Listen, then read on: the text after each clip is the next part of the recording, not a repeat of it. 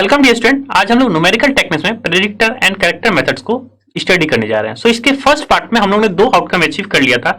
हम लोग ने ये देखा था कि मिलन्स प्रेडिक्टर एंड कैरेक्टर मेथड क्या होता है और क्या फॉर्मेशन है, और सेकंड हम लोग आउटकम उसका अचीव किए थे कि किस तरह से अप्लाई किया जाता है Milne's predictor and corrector method का। नाउ स्टूडेंट, इस पार्ट में हम लोग सबसे पहले देखेंगे Adams Bashforth predictor and corrector method का फॉर्मेशन क्या होता है, एंड देन हम लोग देखेंगे फोर्थ आउटकम में किस तरह से अप्लाई किया जाता है। सो स्टूडेंट, अगर ओवरऑल ओवरव्यू देखा जाए तो मिलन्स प्रेडिक्टर एंड कैरेक्टर मेथड से पहले जो स्टेप्स होता है वही सेम स्टेप्स होता है एडम्स बेसफोर्ड। तो दैट मींस स्टूडेंट, यानी कि आपके पास जो वैल्यू होता है किस तरह से वैल्यू हो जाती है, D Y by D equal to F of X Y, वो आपके पास एफ ऑफ एक्स वाई है। तो सबसे पहला स्टेप क्या होता है, आप स्टेप साइज चूज करते हैं और स्टेप साइज चूज करने के accordingly x not, x one, x two, x three सारे पॉइंट्स आपको पता चल जाता है और उसकी corresponding value y not, y one, y two, y three आपको चाहिए होता है। तो स्टूडेंट अगेन, या तो y one, y two, y three given रहेगा या आप y one, y two, y three calculate कर सकते हैं using any other method, that means Runge Kutta method, Euler's method, whatever. So आप step two step one same रहता है Milne's predictor and corrector method और Adams Bashforth and predictor and corrector method का। तो that means क्या differ करता है, that means केवल y4 प्रेडिक्टर की वैल्यू मिलन्स से अगर सॉल्व करते तो मिलन्स प्रेडिक्टर कहलाता है, y4 कैरेक्टर की वैल्यू मिलन्स कैरेक्टर से आप यूटिलाइज करते हैं तो वो मिलन्स कैरेक्टर फॉर्मेशन कहलाता है। तो दैट मींस आपको क्या देखना है केवल कि एडम्स बेसफोर्ड प्रेडिक्टर का फॉर्मेशन क्या होता है और एडम्स बेसफोर्ड कैरेक्टर का फॉर्मेशन क्या होता है। सो दैट मींस केवल फॉर्मुलेशन में चेंजेस होते हैं और स्टेप्स वही होता है, फॉर्मेशन क्या होता है डिफर करता है। तो आइए स्टूडेंट स्टार्ट करते हैं Adams Bashforth predictor and corrector method क्या होता है और उसके फॉर्मेशन को देखते हैं।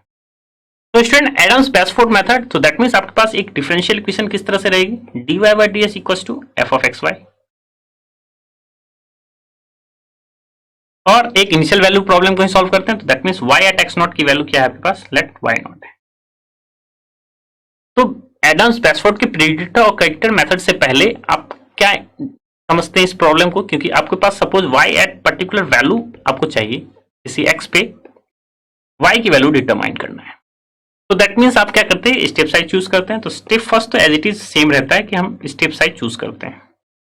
तो स्टेप फर्स्ट हम क्या यूटिलाइज करते हैं, स्टेप साइज, जिसको हम किससे रिफर करते हैं या किससे रिप्रेजेंट करते हैं, एच से। तो किस तरह से कैलकुलेट करते हैं अगर देखा जाए तो किस तरह से कैलकुलेट करते हैं। सो आपके पास इनिशियल पॉइंट गिवन है एक्स नॉट, ये हम यहां से चूज कर लेते हैं और इसे कॉरस्पॉन्डिंग वैल्यू स्टूडेंट आपको पता रहता है वाई नॉट।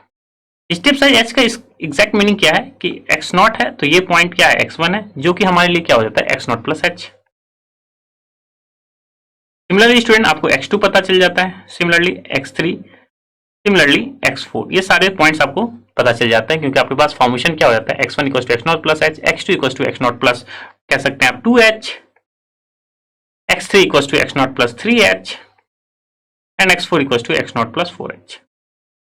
और ये स्टूडेंट स्टेप्स इस तरह से चूज करते हैं सच दैट कि आप ये वैल्यू क्या कर सकते हैं, कैलकुलेट कर सकें। यानी कि जो आपके पास स्टेप्स होना चाहिए वो इस तरह से होना चाहिए कि आप ये फाइनली ये जो वैल्यू है वो कैलकुलेट हो जाए, यानी कि ये या तो x4 में हो जाए, x5 हो जाए, x5, x6 हो जाए, इस तरह से हो जाए।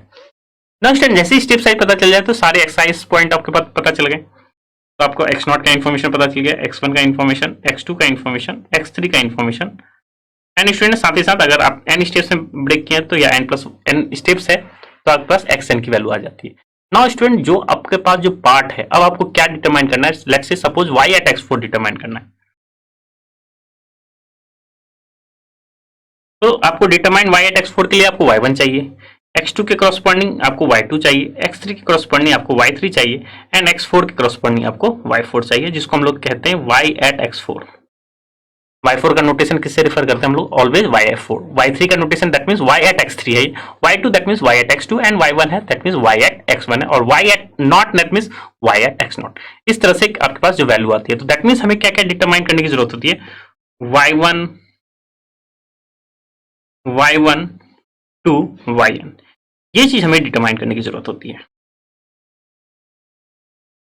तो ये डिटर्मिनेशन आपका क्या कहलाता है, step 2। So students, determination of y1, अगर मिलन्स प्रेडिक्टर एंड कैरेक्टर की मेथड की बात करें तो हम क्या डिटरमाइन करते हैं, केवल y1, y2 and y3 determine करते हैं, दैट्स ऑल। और सिंस y4 हम प्रेडिक्टर एंड कैरेक्टर मेथड से अप्लाई करते हैं तो दैट मींस आप चाहे मिलन्स लगा रहे हो चाहे एडम्स बेसफोर्ड, आपको सेकेंड स्टेप में y1, y2, y3 चाहिए। अब ये हमें वैल्यू चाहिए लेटर अब जो भी इसके बाद के टर्म्स है वो हम प्रेडिक्टर एंड कैरेक्टर मेथड से निकालते हैं ना स्टूडेंट। या तो y1 y2 y3 का इंफॉर्मेशन हमारे पास क्या है, जिस तरह से मिलन्स में या तो गिवन रहेगा, ये इंफॉर्मेशन या तो हमें गिवन रहेगा, या ये इंफॉर्मेशन हम क्या कर सकते हैं, डिटरमाइन कर सकते हैं। अगेन आपके पास जितने मेथड्स हैं तो आप या तो इसमें टेलर सीरीज अगेन लगा सकते हैं, या आप आइलर्स मेथड यूटिलाइज कर सकते हैं, रंगीकुट्टा मेथड यूटिलाइज कर सकते हैं, या पिकार्ड्स मेथड यूटिलाइज कर सकते हैं। तो स्टूडेंट अगर गिवन है तब तो उसी इंफॉर्मेशन को क्या करेंगे, आप यूज करेंगे, और अगर गिवन नहीं है तो आप कोई भी एक मेथड यूटिलाइज करके हम y1 y2 y3 निकालते हैं। तो स्टेप 1 स्टेप 2 सेम है एज मिलन्स, जिस तरह से आपको मिलन्स को जिस तरह से फॉर्मेशन को यूज करना होता है। तो स्टेप 1 स्टेप 2 आर सेम और सिमिलर कह सकते हैं आप as Milne's predictor and corrector method. Now अब जो स्टेप थर्ड है जिसको हमें y4 कैलकुलेट करना है, नाउ स्टेप थर्ड में हम क्या फॉर्मेशन को देखेंगे। अब यहाँ पे एडम्स बेसफोर्ड प्रेडिक्टर का फॉर्मेशन क्या होता है और एडम्स बेसफोर्ड कैरेक्टर का फॉर्मेशन क्या होता है उसको स्टडी करते हैं। तो student Adams Bashforth predictor method का फॉर्मेशन क्या होता है, y4p प्रेडिक्टर y4 को कैलकुलेट करते हैं y0 plus h by 24 55 times f3 minus 59 f2 plus 37 f1 minus 9 f0। ये इंफॉर्मेशन आपको पता होना चाहिए, ये फॉर्मेशन आपको रिमेंबर रहना चाहिए। Where f0 f1 f2 f3 का नोटेशन अगेन सिमिलर काइंड है जिस तरह से मिलन्स में था। तो f0 डिटरमाइन करेंगे f of x0 y0, f1 को डिटरमाइन कर सकते हैं f ऑफ x1 y1 में वैल्यू पुट करके, f2 similarly x2 y2, f3 in the sense of f of x3 y3। और सिंस स्टूडेंट आपको f ऑफ xy की वैल्यू कहां से मिलेगी, आपको dy by ds equals to f of xy की जो वैल्यू मिलेगी, इसी में आप क्या करेंगे, अगर x0 y0 पुट करेंगे तो वो आपका f0, x1 y1 पुट करेंगे तो f1, x2 y2 तो f2, x3 y3 तो f3। सो ओवरऑल स्टूडेंट अगर देखा जाए तो आपको क्या इंफॉर्मेशन चाहिए, तो ओवरऑल इंफॉर्मेशन हमारे लिए क्या चाहिए, x0 चाहिए, x1 चाहिए, x2 चाहिए, x3 चाहिए, और इससे corresponding वैल्यू क्या चाहिए, y0, y1, y2, y3।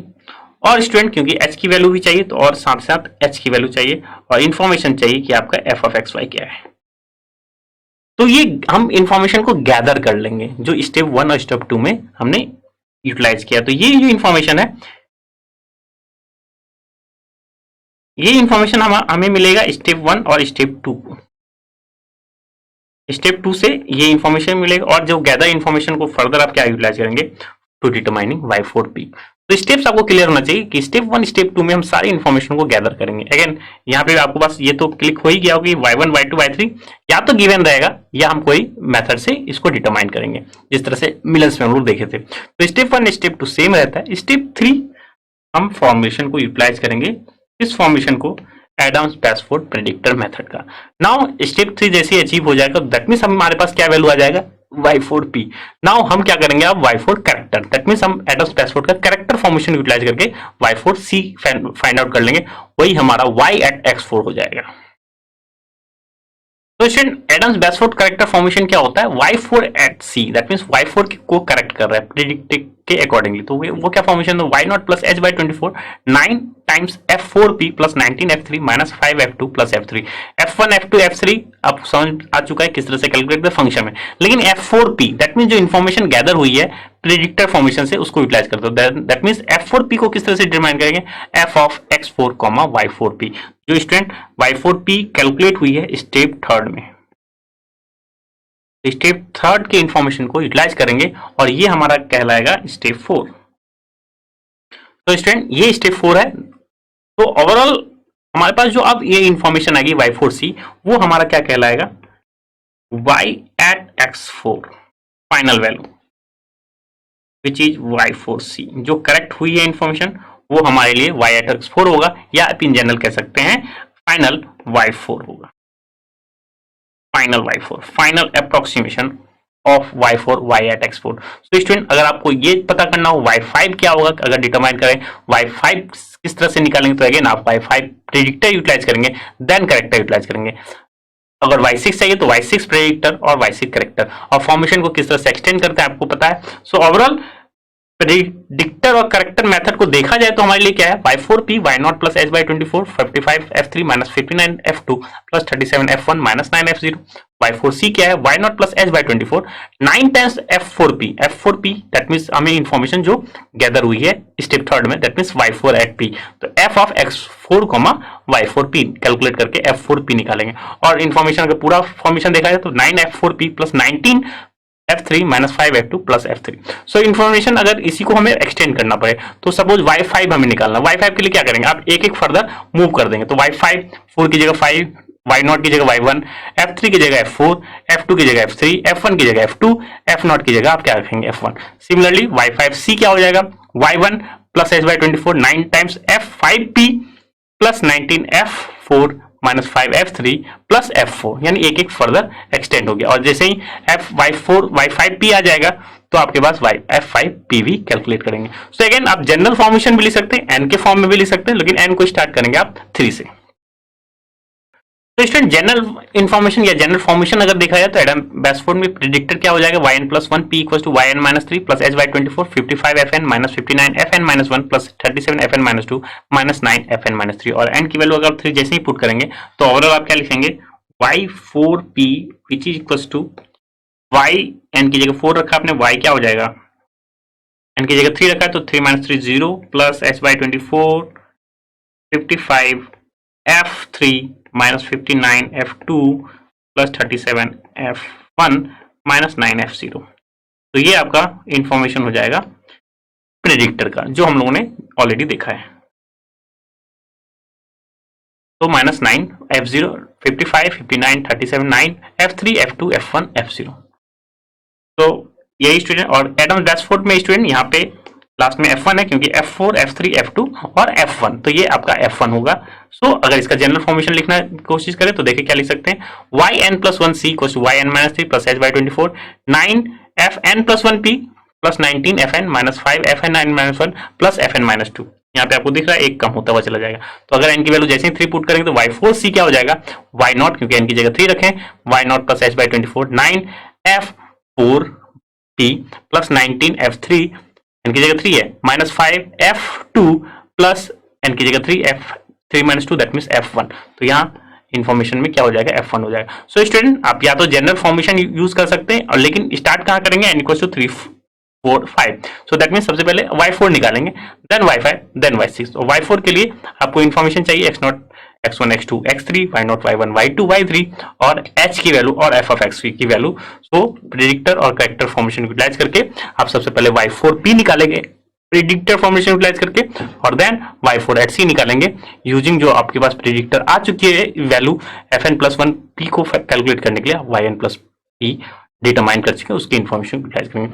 तो ओवरऑल केवल फॉर्मेशन चेंज है, अदरवाइज स्टेप्स क्या है आपके सिमिलर है, जिस हिसाब से आपने मिलन्स को स्टडी किया था। सो आई विश आपको फॉर्मेशन याद रहेगा, आप इसको नोट्स अपने नोट्स में मेंशन कर लीजिए कि आपका एडम्स बेसफोर्ड क्या है, मिलन्स मेथड का प्रेडिक्टर और करेक्टर मेथड क्या होता है, इनफैक्ट एडम्स बेसफोर्ड का जनरल फॉर्मेशन क्या होता है, predictor as well as corrector formulation का। तो स्टूडेंट हम लोग ने जो है थर्ड आउटकम अचीव कर लिया।